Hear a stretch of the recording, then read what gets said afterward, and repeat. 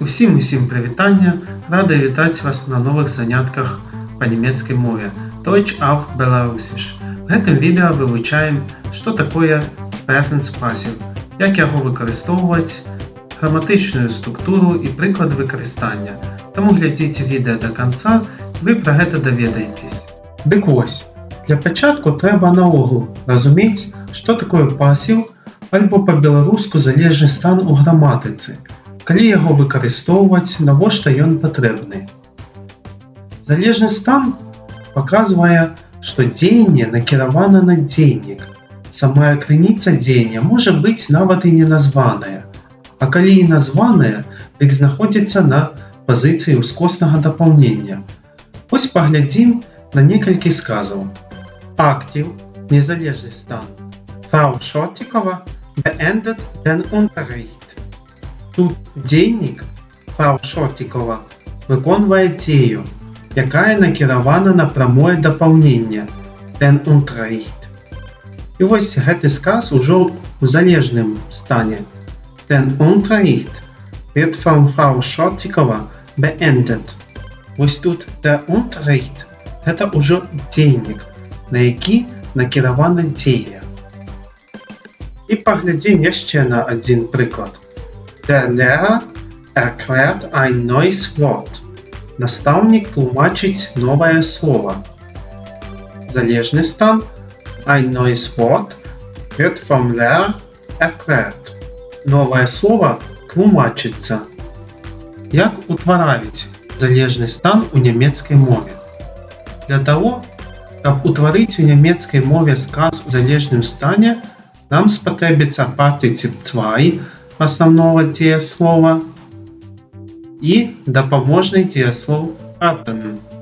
Тут трэба памятаць, што дзеяслоў werden выконвае некалькі функцый у нямецкай мове, таму сказ з дзеясловам werden гэта яшчэ не адразу сказ у залежным стане. Таму хутка ўзгадаем гэтыя функцыі, каб вы былі уважлівыя. Першае. Werden – гэта дапаможны дзеяслоў для ўтварэння футур 1. Потым werden мае лексічнае значэнне становіцца. Ну і в гэтым відэа мы вывучаем werden як дапаможны дзеяслоў для ўтварэння залежнага стану дзеі Present Passive у нямецкай мове. Вось у гэтай функцыі нам і патрэбны зараз дзеяслоў werden. Дык вось. Present Passive у нямецкай мове утвараецца праз дапаможную форму дзеяслова werden у адпаведнай асобе і партыцып zwei паняційнага, альбо як яшчэ называюць асноўнога дзеяслова, які застаецца нязменным ва ўсіх асобах. Ich werde gefragt, du wirst gefragt, es wird gefragt, wir werden gefragt, ihr werdet gefragt і Sie werden gefragt. Цяпер запамятайце, калі патрэбны пасіў. Пасіў патрэбны тады, калі выканаўца дзеі невядомы, альбо калі ёсць патрэба на самую дзею звярнуць большую увагу, чым на ейнага выканаўцу. А цяпер вывучэнне. Прапануем вам вывучыць на прыкладзе кароткай гісторыі пра чалавека. Прачытаем яе спачатку у незалежным стане, а потым для параўнання прачытаем яе ў залежным граматычным стане. Гатовыя? Пачынаем. Verschiedene Lebenssituationen bedrücken einen Menschen. Seine Regierung übt oft Druck auf den Menschen aus. Auf der Arbeit presst man ihn auch ziemlich häufig. Manchmal verfolgt die Polizei den Menschen genauso. Seine Mitmenschen schimpfen ihn hin und wieder mit schlechten Worten. Selbst seine Verwandten und Freunde verraten ihn von Zeit zu Zeit. Zuletzt glaubt der Mensch, dass sogar Gott ihn hasst. А вось цяпер гэтыя жа сказы ў Present Passive. Сачыце, калі ласка, за граматыкай. Ein Mensch wird durch verschiedene Lebenssituationen bedrückt. Oft wird Druck auf den Menschen von seiner Regierung ausgeübt. Auf der Arbeit wird auch ziemlich häufig gepest. Manchmal wird der Mensch genauso von der Polizei verfolgt. Dann wird ebenso hin und wieder von seinen Mitmenschen mit schlechten Worten geschimpft.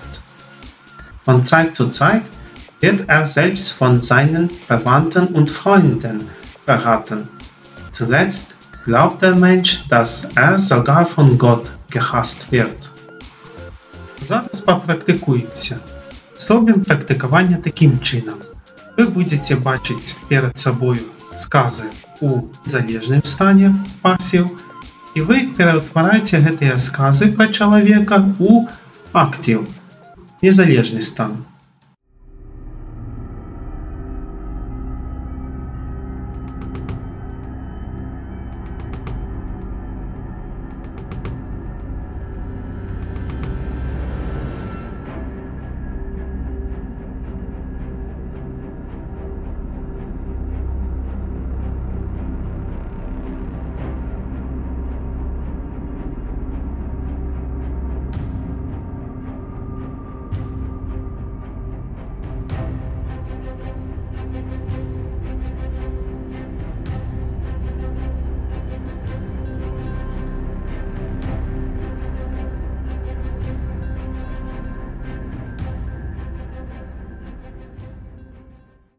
Представлю вам ще приклад використання Present Passive у Біблії.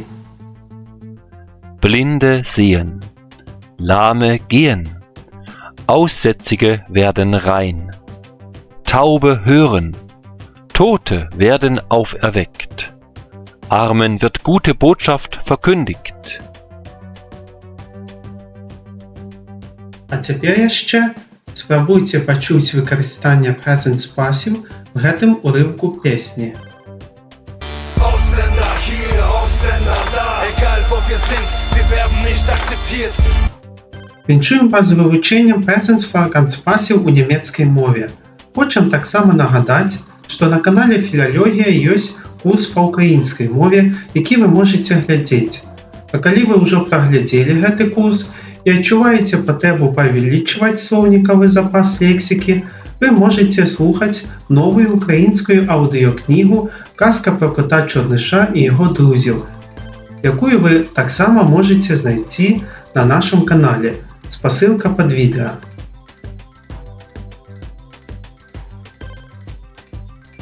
Дякую вялікі за увагу.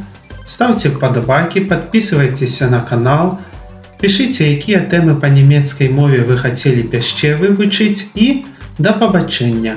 Auf Wiedersehen, усього найлепшого!